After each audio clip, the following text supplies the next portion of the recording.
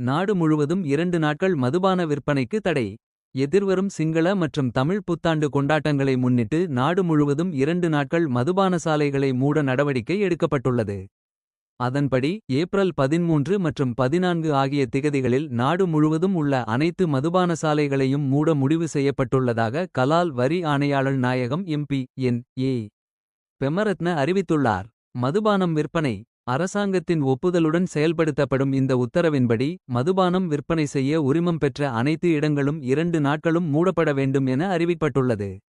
நாட்டுப்புற மதுக்கடைகள், மதுபானக் கடைகள், தங்கும் விடுதிகள் மற்றும் உணவகங்கள், மதுபானம் விற்பவை உணவகங்கள்.